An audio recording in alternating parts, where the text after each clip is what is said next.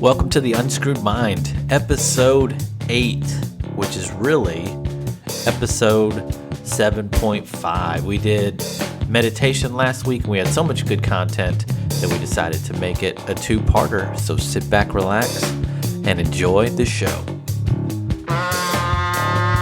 So when I would think of meditation, I'm thinking that that's not me previously. Mm-hmm. Sure. And what I found about all of the things that we have changed in our life is I would always think that something wasn't me that I didn't know or didn't understand.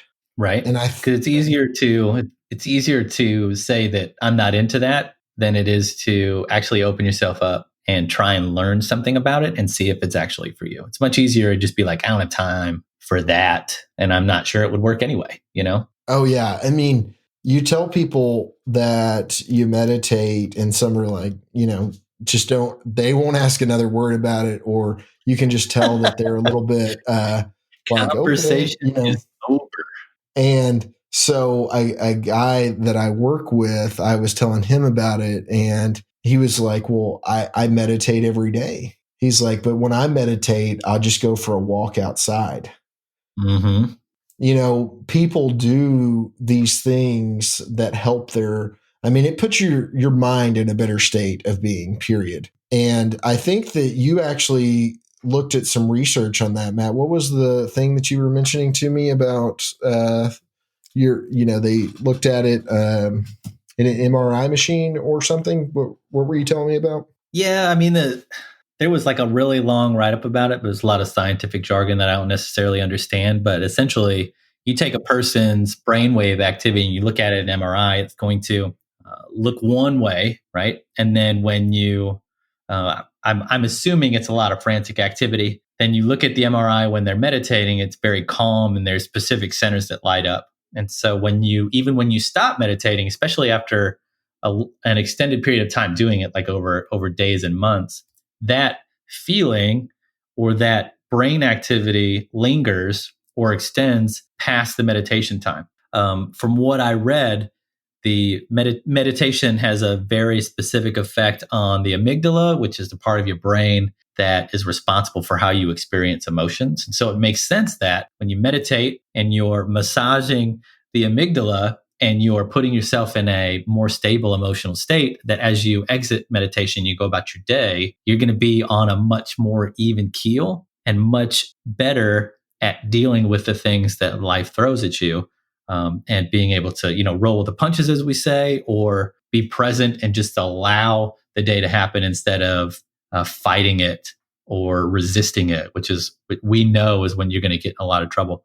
And then, just another thing that meditation does, which we all need to think about, is it is responsible for, it releases some dopamine, and that dopamine instantly affects your ability to concentrate and your ability to focus on tasks at hand. I know that I feel so much better when I'm meditating, and afterwards I feel like I'm able to focus and then I'm able to concentrate on what I'm doing. And so, I've definitely noticed that effect.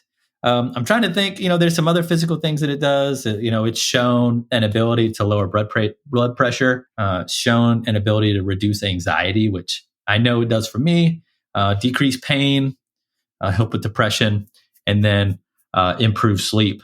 But I can't meditate right before I sleep because it actually, I feel like I'm more energized and I want to do something else besides sleep when I'm done. Yeah.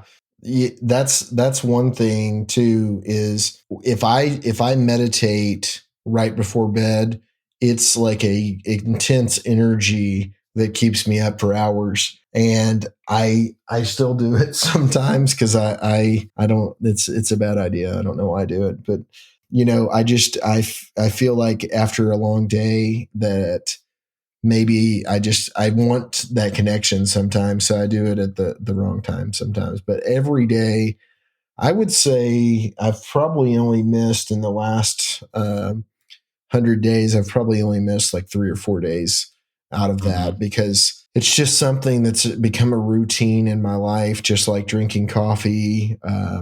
it's just something that I think gets you outside of yourself and lets you start seeing that the thoughts that you're having are not necessarily you, but they're part of your paradigm. So you can start identifying the thoughts when you're in this that's the thing that I think that it helps the most with is the identification of thoughts, because when you're in the meditative state, you'll start seeing these thoughts fire, and you're sitting there going, I'm trying to not have thoughts. So what is going on? Mhm. Like if you're Mhm. trying to stop thoughts and thoughts keep firing, then that means that you're an observer of thoughts and not the thought itself. And that's like a little bit difficult to wrap your mind around in the beginning, because you're going to be able to start noticing thoughts that are things that you're being triggered to do, or reactions that you're being triggered to have, that are not what you actually would like to do, Mhm. because it's a program. You're reacting to the program. I mean, have you seen that with yourself personally, Matt? Do you start noticing that you may be becoming upset? Are you talking about in regards to meditation? Or are you talking about just like Well, overall? I mean, before meditating, I couldn't see my thoughts the same way. Oh yeah, for sure. So like for me, before meditating, I was a monster. Yeah. I was a wild animal, and it was almost like I was in a cage and I was being and my family could probably attest to this. Like I was during the work time, I'm in a cage all day and I'm just being poked and prodded and beat up not only by my own inside thoughts, but also all the stimulus around me that's coming at me. At the end of the workday, when the cage opens, I'm this crazed idiot that's just released on my family, and I'm acting out and I'm just being ornery and mean for no reason to these people that absolutely don't deserve it. And it's all this pent up response and this aggression that just comes from everyday life. Like up until 9 months ago, that was my experience at all times. Now that I'm aware that there's more to life than just the simple day to day routine. That I'm energy and I'm a part of a kind of a larger being. I can see these positive thoughts and these negative thoughts as what they are, and I'm able to react to them better. And also, too, I'm able to take a step back and take some deep breaths and sort of have a mini meditation and just come to grips with everything that's happened so far and move past it, put it behind me, categorize it and move on without it affecting everything else. And it's probably saved some relationships as far as I'm concerned. And I think it's made me a kind of a better husband, better father, better employee, better friend, just because I'm able to compartmentalize and deal with things in a much better way than I was able to before. And it's all because you told me I should try Wim Hof 9 months ago, just kind of out of nowhere. And I decided to do it one day. And so, my life has changed for the better because of it. And I can definitely feel it and see like the emotional train come in. I can stop it before it gets to the station, if that makes sense. And you were ignoring the thoughts too. And I mean, I agree. Everything that you just said, identical feelings on it, relationships better, all of that. The thing that is unfortunate is sometimes still I'm not able to control it. I'm not perfect, you Yeah. know. There's still some days where I explode over nothing. There's some days when I get like aggressive or agitated, and like it takes control, almost like an outburst. Like it's like an internal scream. And but that would have been the norm, and a Yeah. moment of peace would have been the outburst. Whereas now, it's overwhelming peace, and the freak out or the blowout is the non norm, and just life is so much better because of it. It just is. Yeah. And you can look back and be sad and say, I wish I would have known. But, I'm just so thankful that we know this now. And, Hmm. looking back, everything was way better than the way that we were responding to it. And, just having and not having is just so eye opening because you are under I keep saying program, but it's crazy just how much we just do the exact same things every single day. And we do things that don't serve us. And you can shift and start doing things that do serve you. But I know there was a couple of more things that I wanted to bring up about during meditation that actually my wife Lindsay, she has, and this is something that me and Matt talked about as well. The universe, the source, the energy that is a feminine energy, and if you want something, you can't just. I mean, you can blatantly ask for it, but coercing or getting the universe to agree upon it is really the way that you want to go about it. And so it's kind of like the way that husband and wife or boyfriend girlfriend are, is you're courting the universe, is a way to think about it. And so women naturally have a easier connection with meditation.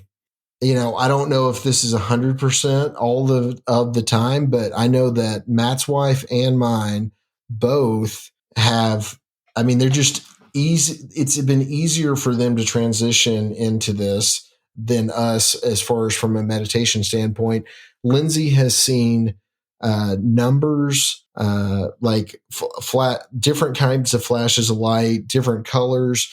She's seen images of different things, way deeper experiences than what I've had up until this point. And I think that Carrie's the same way, right, Matt? Oh yeah, yeah. She's had some amazing experiences. She's able to like just kind of mind body experiences that I haven't come across yet. Maybe one day we'll have them on the podcast so that they can share. I can't remember because I have a terrible memory, and my wife will tell you that I'm not a good listener, so I don't remember exactly what Self-fulfilling. I don't exactly remember what her experiences were, but they're amazing. Take my word for it. And she's just She just told so you all smart, of them this morning, right? so creative. It was literally 6 hours ago we talked about it. So I'm a complete idiot. But she did say so.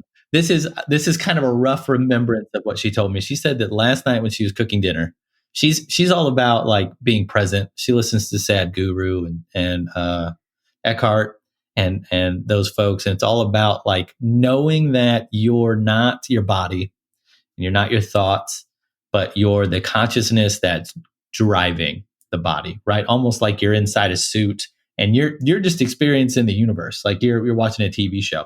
And she was able to almost separate herself from her thoughts and what she was doing physically while she was cooking dinner, and she was like she felt like she was the energy that was moving the hand and not the hand, if that makes sense. And so she's able to do that while standing up and cooking dinner, and I can't do that when I've been sitting still for 30 minutes listening to the same megahertz over and over again and telling myself to shut up so I can please meditate.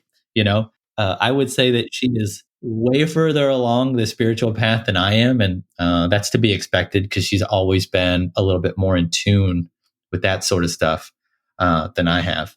But she's a wizard, and she's teaching me a lot of stuff for sure. Yeah, that's pretty wild for sure. The reason to meditate to me is to get to know yourself better, to calm your mind, Yep. and just become one with your world. And you already are those things. You just have to move towards them through meditation. And I think the reason why meditation is so popular is because it's the easiest way to accomplish those things. Yeah. Yep. I mean, that's very well said. I do it. I like to do it before I attempt or embark on anything creative. And I like to do it when I first thing in the morning, obviously, if I can. But if not, I like to do it in the middle of my day, right when I start to feel myself getting to the point where things are coming at me just a little bit too fast. Like my phone is going off and emails are coming in, and the text messages are ringing and the notifications are popping up. We live in this world where everything is fighting for our attention, and the last thing that we give any attention is us, and I think the meditation is the one time it's for me that I can process what's happened to me so far, think about what I want to do with the rest of my day. That's where my inspiration comes from. And I think ultimately it's where the peace that I take with me throughout the day comes from. And I couldn't make it without it. And I really think that if anyone's listening to this podcast and they haven't done it so far, that you should do it today. Give it a shot. I think you'll love it. Become a part of the Unscrewed Mind by following us on Twitter, Instagram, and YouTube at Unscrewed Mind. Also, feel free to email Rusty and I. Our address is unscrewedmind@gmail.com. Tell us what you thought of the show, pitch a subject for a future show, or just say hi. And until next time, stay grateful.